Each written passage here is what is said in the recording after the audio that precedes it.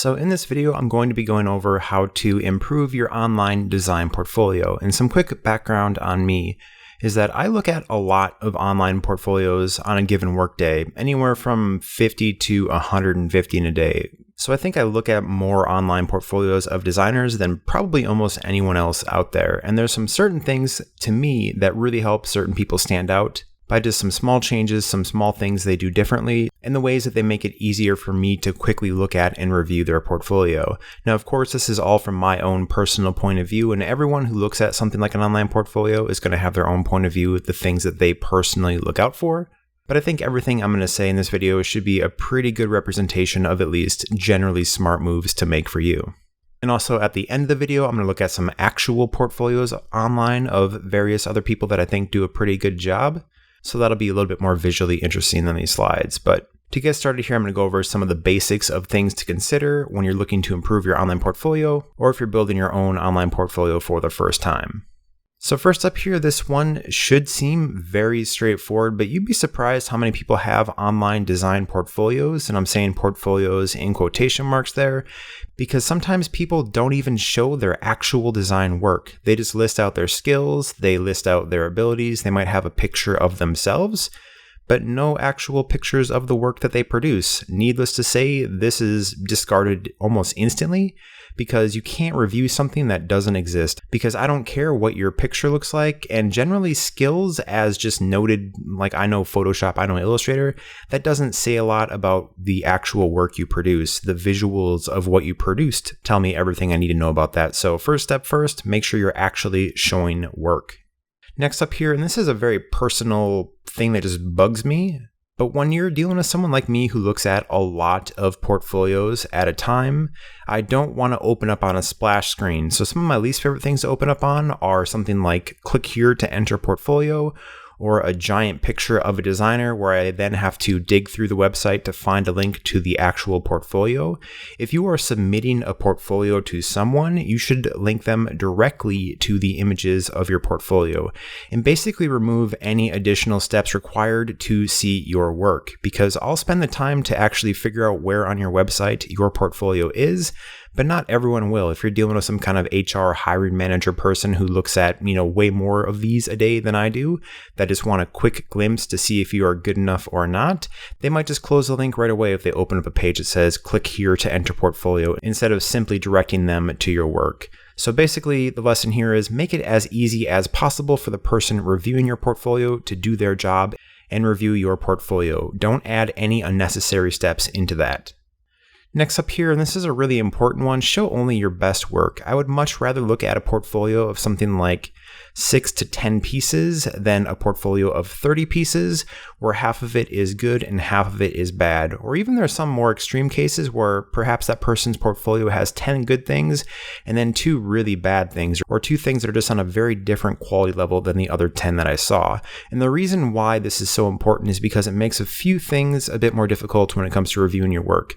Number one, it makes me question your judgment. If you're willing to put subpar work next to really great or much stronger work, I have to wonder what the decision-making process was there on your behalf, and if you understand the difference between the work that you did that's really good and the work that you did that's not so good. And those aren't things that I want to have to consider when I'm reviewing someone's portfolio. I want to think that they have the ability to intelligently decide which of their work is the strongest and then put only that work forward. And also, just as a psychological thing, sometimes what sticks out in your mind isn't the best thing you saw in that person's portfolio, but it is the worst thing that you saw in that person's portfolio. And if there is a glaring thing that just sticks out as being much worse than everything else, that might be the lasting impression that you give the person reviewing your portfolio. So be pretty harsh on yourself and really think, is everything that you're showing someone something that you want to be judged on if that was the only thing that you were showing them? So take out any unnecessary fluff out of there. It'll just help you look your best. Like I said before, I would much rather see a portfolio of 6 just excellent, really well-designed pieces of work than see a portfolio of 30 where the quality range goes all over the place, because it just makes me question your judgment, and that's just not the best look for you. Generally, if someone wants to see more work than you are presenting, they will ask you for more work, at which point you can decide what you want to show beyond what your actual portfolio shows. Next up here is something that you might not consider, but at least for me, it's definitely something I see at least a fair amount, and that's letting your website outshine the work presented on your website. So sometimes I'll open up a website that looks super nice. They're using a pre-made website template of some sort that just looks very professional, very cleanly designed, but their actual work isn't shown above the fold or what you can see on the initial screen. So I'll scroll down to look at their work, and what initially started out as a really nice looking website that was cleanly presented ends up having some work on it that just doesn't even come close to matching the quality of the website. And that's just a really strange position to put yourself in. When someone looks at a website, thinks the website is awesome, that you may or may not have designed, and then they look at your actual work, and it just looks so out of place in terms of the quality level of the work versus the quality level of the website. You don't want the website to be the thing that person is like, well, they did a great job on their portfolio website, but their actual work is really subpar. Now, of course, if you're a web designer or you're going for a web design style role in what you're submitting your portfolio to, then having a totally kick-ass website is certainly something that I would say is 2 really big thumbs up. But if you're a visual designer, graphic designer, something like that, where your primary work isn't designing websites, you want your work to be the star and not your website to be the star. So just keep that in mind. Make sure the work you put on your website can stand its own and really stand out. You want your website to kind of fall behind and be almost invisible to the fact that it's displaying your work. Your work should always be the star in those circumstances. Next up here, and this is a very quick consideration, but just be mindful of your social profiles if you link them on your design portfolio. A lot of people will link their Twitter or Facebook, whatever the case might be. If it's full of just hot garbage, like if you're saying terrible stuff online on your social profiles, hiring managers will look at that stuff and they will judge you based on the things that you are saying on Twitter. So if you are one of those people that just says a bunch of random crazy stuff online and doesn't really think about the consequences of that, I would suggest perhaps not adding those social profiles to your portfolio. I mean, my own Twitter is often full of just random, ridiculous stuff that I tend to post, but I'm very careful to make it never offensive, never derogatory in some way. So just in general, be mindful of what you're linking people to, because you might just be judged on that one tweet or Facebook post that you made a year ago.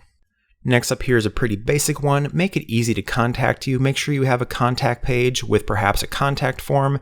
And then a personal favorite of mine, having an email linked besides the contact form is helpful for a lot of ways, but primarily not everyone wants to contact you through a contact form. Sometimes people want to track who and what and when they email someone, and they'd rather do that through their own email client than a form where you just send it off and you don't really know if it's been read, you don't know when it was sent, if you don't remember, that kind of stuff. I think it's just generally very helpful to list an email as well as a contact form. But as long as it's easy to contact you, if someone stumbles across your profile and they want to get in contact with you to give you an offer for some freelance work or for a job, it's good to know it'll be very easy for them to do that. And next up here, I'm just going to go through some examples of online portfolios, and I'll talk quickly about some different places that you can build online portfolios for free or for a monthly fee, kind of depending on which route you decide to go. So first up here, we have an example from Dribbble, and it's called Dribbble Playbook, which is their portfolio option. If you pay, I think it's $20 a year, you get Playbook included as part of that fee. And one thing you notice here is that the work is really the star. It's very cleanly presented, very easy to get a lot of information very quickly. It's all high-end work. Everything looks consistent. The quality level looks consistent. Just a super strong portfolio overall. Up in the left-hand corner here, we have a myriad of different ways to contact the person as well as their various social profiles.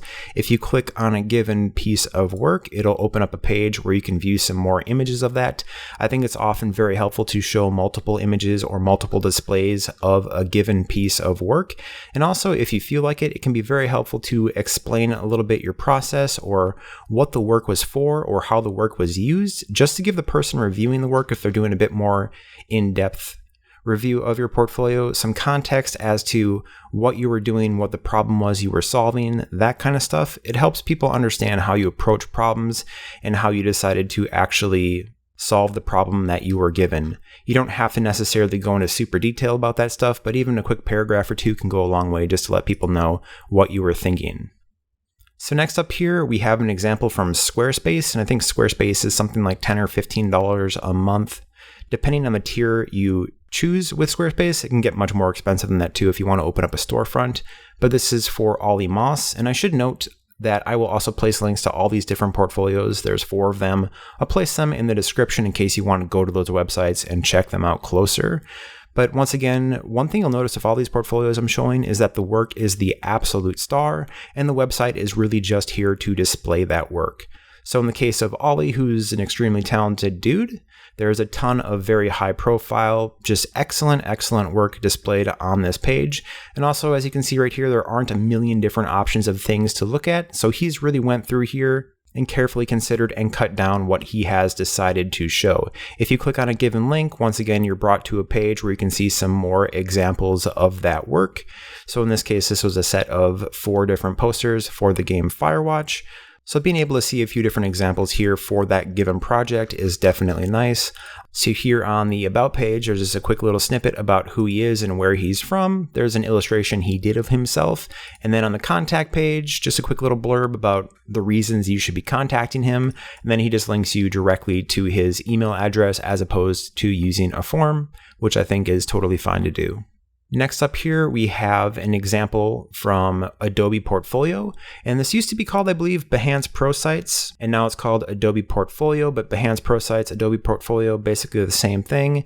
It's a little bit more upgraded experience as opposed to just a Behance profile. And Behance is totally free if you're looking for a nice free portfolio, by the way. But this is for a Twitch 3D illustrator named Timothy Reynolds. I'm a big fan of his work because I love low poly 3D work in general.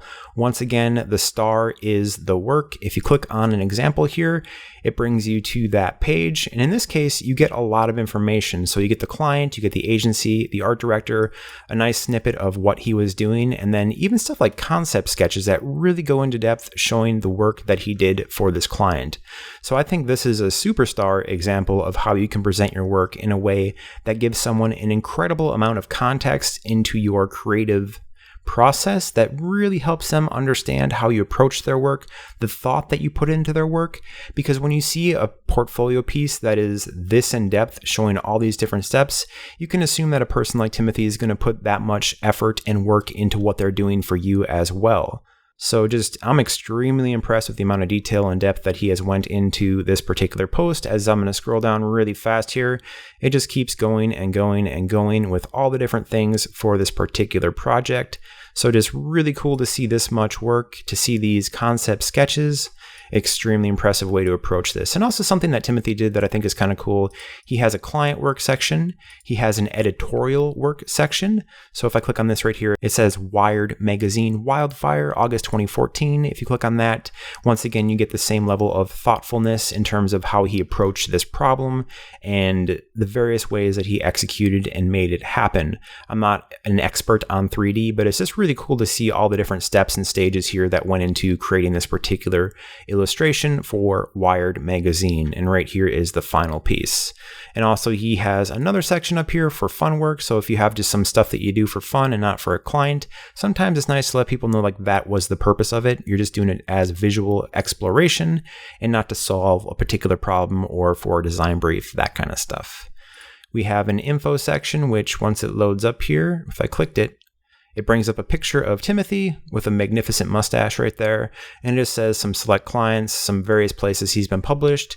Just basically all of this information gives him some credibility and establishes him as an expert at what he does. We have a contact section with, once again, just a straight up email. I think that's perfectly awesome way to do it. If you want to throw a form in there as well, a contact form, feel free to do that.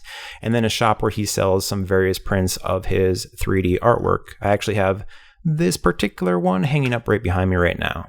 But overall, an extremely impressive portfolio right here for the reasons that I talked about. And last up here, we have another Adobe Portfolio. So in this one, they had a really cool idea. And the very first link here is called Quick Portfolio, where if you click on that, it's basically what it says, a really quick portfolio of all the different pieces that they're probably most proud of.